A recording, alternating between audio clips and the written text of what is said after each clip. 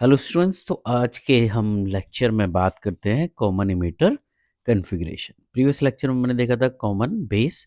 आज हम बात करेंगे कॉमन एमिटर। ओके, सो इस बार हमें जो कॉमन रखना है वो क्या रखना है, emitter terminal.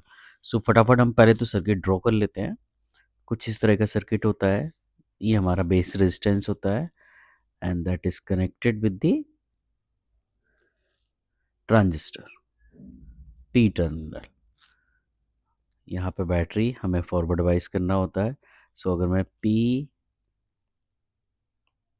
N N, so that is forward wise. So P को मैंने पॉजिटिव से कनेक्ट कर दिया, उसको नेगेटिव से, और ये आपका हो गया एमीटर टर्मिनल। ठीक है, और यहाँ से हमने एक रेजिस्टेंस लगा दिया, कलेक्टर रेजिस्टेंस, और इसको मैंने रिवर्स वाइज कर दिया। सो यहाँ पे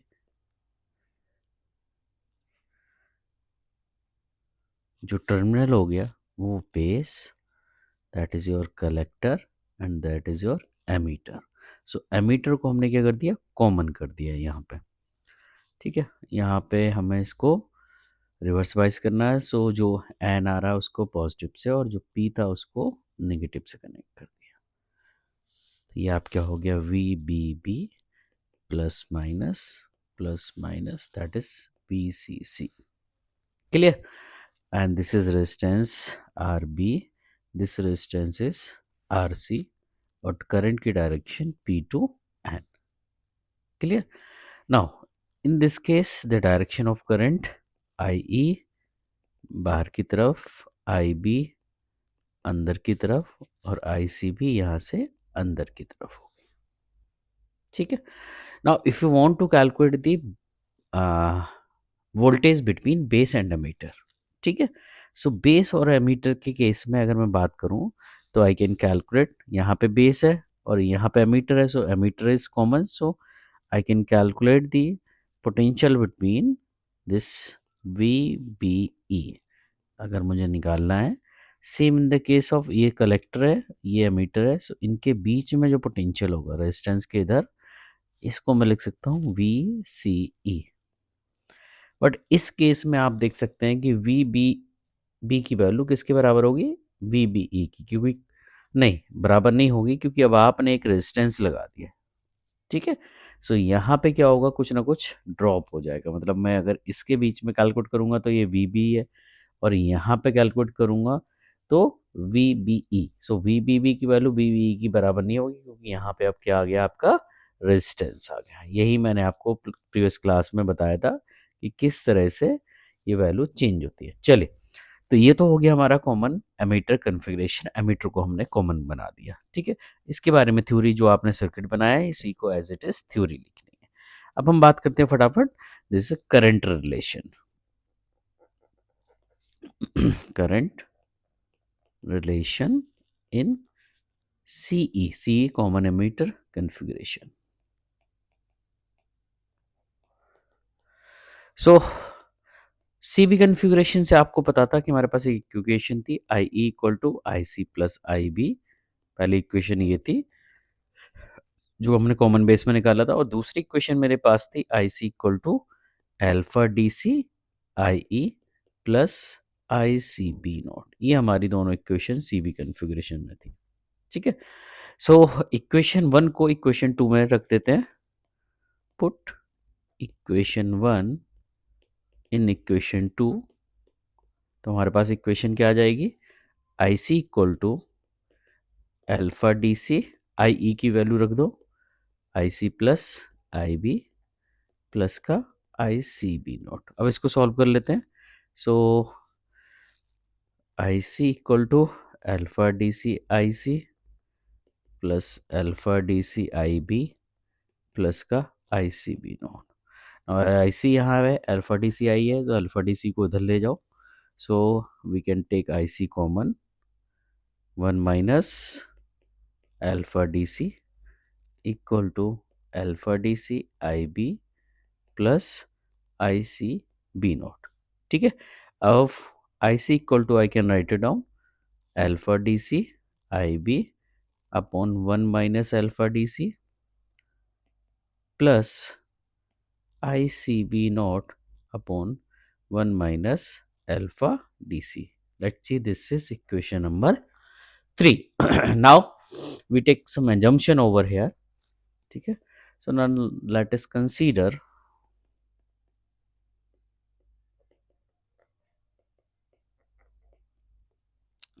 this value equal to beta dc. तो बीटा डी सी की जो वैल्यू है that is alpha D C upon 1 minus alpha D C. ये है. ठीक है. इक्वेशन नंबर 4 ऐड कर दो 1 दोनों side. So now add 1 both side in equation 4. तो मैं लिख सकता हूँ beta D C plus 1 equal to alpha D C 1 minus alpha D C plus 1. ठीक है. इसको सॉल्व कर लो. So that will be alpha D C plus 1 minus alpha D C upon 1 minus alpha D C. So this alpha D C will cancel out. So beta D C की value क्या आ गई? Beta D C plus 1 equal to 1 upon 1 minus alpha D C. Let's see this equation number 5. Now put this equation number 5 and 4 in equation number 3 जो आपने calculate की थी इस मैं पुट कर दूँ. सो यहाँ से इक्वेशन हमारी आ गई I C equal to beta D C I B plus beta D C plus 1 I C B not. ये इक्वेशन आ गई हमारी. नाउ दिस टर्म, ये वाला जो टर्म है इसको हम लिख सकते हैं आई सी ई नोट. और ये आई सी नोट क्या होता है हमारा? Reverse leakage current. ठीक है. सो कॉमन इमीटर कॉन्फ़िगरेशन में जो हमारा लीकेज करंट होता है that is the I C E naught. और आई सी ई नोट की वैल्यू जो होती है वो होती है बीटा डी सी प्लस 1. ठीक है. Into I C B naught. So now I can write it down. Final equation I C equal to beta D C I B plus I C E naught. That is your final equation for common numerator. Clear? चलिए. So ये तो हो गया derivation. Current equation निकाल लिया आपने. अब इसी में एक और होता है एम्प्लीफिकेशन फैक्टर जो हमने निकाला था कॉमन बेस में. सो सेम हमारा क्या होता है? Current amplification factor in common emitter that is known it beta D C. जो आपने अभी निकाला ना बीटा डी सी, यहाँ पे एक टर्म आ रहा था. This is known as current amplification factor.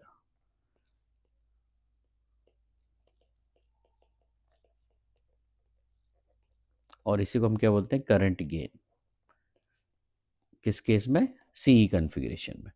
So this value beta D C ये होता है ratio of collector current upon base current. ये आपका फॉर्मूला होता है बीटा डी सी का, I C upon I B. ठीक है.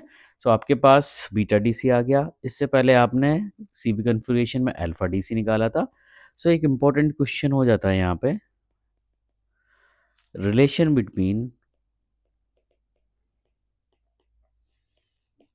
Alpha D C and beta D C. और कहीं भी कभी लिखा आता है अल्फा एंड बीटा. ठीक है. सो अल्फा एंड बीटा में रिलेशनशिप निकालना है. कैसे निकालना है चलिए देखते हैं. पहले इक्वेशन आपको पता है कि टोटल करंट जो होती थी वो आई इक्वल टू क्या होता था? I C plus I B. ठीक है. यहाँ पर लिख दोगे आप statement B no I equal to I C plus I B. This is equation number 1. Clear? Now what he have to do? This equation 1 को डिवाइड कर दो आई सी से. Okay. So divide equation 1 by IC in both side. So I can write it down IE upon IC equal to 1 plus IB upon IC. Now see this alpha value, alpha equal to क्या होता था? IC upon IE. ये हमारी value होती थी. ठीक है.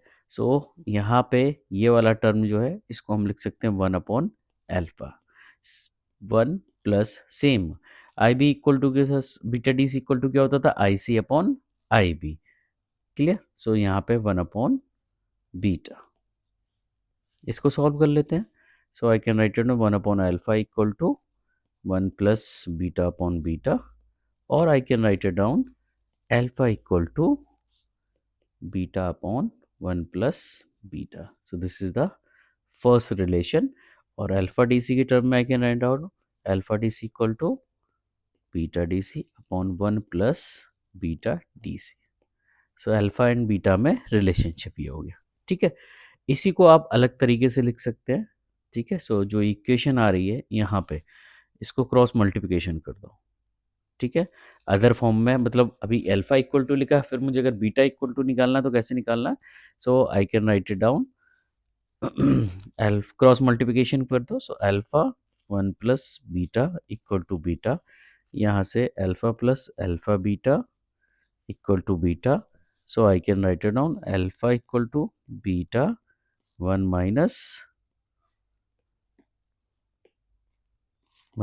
- Alpha, और beta equal to alpha upon 1 - alpha, और in form of D C. So beta D C equal to alpha D C upon 1 - alpha D सी।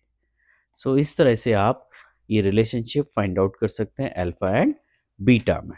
ठीक है, अब इसकी कैरेक्टरिस्टिक हम फटाफट देख लेते हैं। सो ऑब्वियसली जैसे सी वी कन्फिग्रेशन में होती थी वही कैरेक्टरिस्टिक हमारी यहाँ पे होंगी। So input characteristic if I want to draw, so input current क्या है यहाँ पे, आई बी है, और इनपुट वोल्टेज क्या था, बेस एंड एमीटर में, so V B E. So again वही सेम करेक्टरिस्टिक बनेगी, 0.7 कट ऑफ के बाद हमारी करंट बढ़ना स्टार्ट होगी, different different value of V C E. कुछ इस तरह से आपका ग्राफ बनेगा। ठीक है, so let's see, this is VC equal to 4 volt, VC equal to 2 volt, VC equal to 0 volt। इस तरह से आपकी ये कैरेक्टरिस्टिक ड्रॉ होगी। यहाँ पे IB की वैल्यूज़ होगी, नोट्स में आपको प्रॉपर यहाँ पे क्या स्केल ले रहे हैं वो मिल जाएगा, और VB की जो वैल्यू होगी वो वोल्ट में होगी, and that will be base current in micro ampere. Clear. सो ये आपकी होगी इनपुट कैरेक्टरिस्टिक, इनपुट कैरेक्टरिस्टिक्स। ठीक है, in case of output characteristics important है, ध्यान रखना जब भी अगर ये क्वेश्चन आएगा तो कैरेक्टरिस्टिक्स जो होती हैं बहुत इंपॉर्टेंट पार्ट होती हैं, और कैरेक्टरिस्टिक को बनाना, स्केल लिखना, ये और भी इंपॉर्टेंट होता है। सो आउटपुट कैरेक्टरिस्टिक में आउटपुट करंट क्या है आपकी, collector current IC, and output voltage क्या था, कलेक्टर एंड एमीटर के बीच में, सो वी सी ई। ठीक है, सो कुछ इस तरह से आपकी कैरेक्टरिस्टिक बनती है, बिल्कुल फ्लैट होती है, धीरे धीरे करंट बढ़ती जाएगी।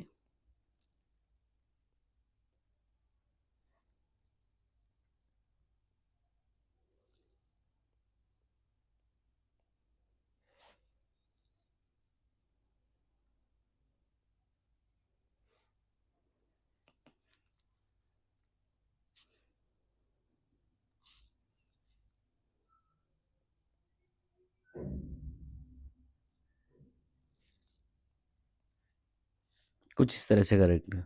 सो आई बी की वैल्यू पर डिपेंड करता है ये, I B equal to 20 micro ampere. जैसे जैसे आई बी बढ़ती जाएगी आपकी करंट, जो कलेक्टर करंट है वो भी बढ़ती जाएगी। ये सारी की सारी वैल्यू माइक्रो एम्पियर में, ध्यान रखना। ठीक है, इस तरह से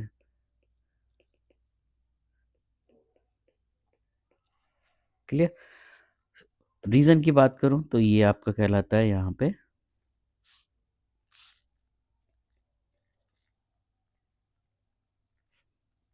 ये रीज़न कहलाता है कट ऑफ रीज़न। ठीक है, और ये रीज़न कहलाता है आपका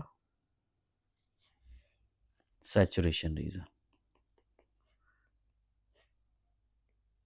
सैचुरेशन, ये वाला एक्टिव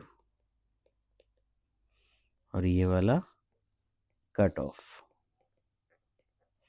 ठीक है, अगेन ये वैल्यू जो होती है वोल्ट में होती है और आईसी की वैल्यू मिली एम्पियर में होती है।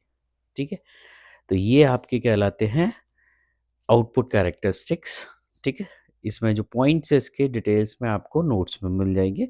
तो आउटपुट इंपॉर्टेंट क्या हो जाता है कि आउटपुट कहाँ पे ले रहे हैं, तो वहाँ पे वोल्टेज क्या है, करंट क्या है, ये इंपॉर्टेंट हो जाता है। Most of the time student यही गलती करते हैं कि आईसी लेना है कि आईबी लेना है, पता ही नहीं होता है। तो ये आपको ध्यान रखना है कि इनपुट में हमें आईबी लेना है और आउटपुट में जो करंट लेनी है वो आईसी लेनी है। सेम इनपुट साइड पे वोल्टेज मुझे बेस एमीटर के बीच में लेना है एंड आउटपुट साइड पे कलेक्टर एमीटर के बीच में लेना है। ठीक है, चलिए थैंक यू। नेक्स्ट लेक्चर में हम देखेंगे common collector configuration. Thank you students.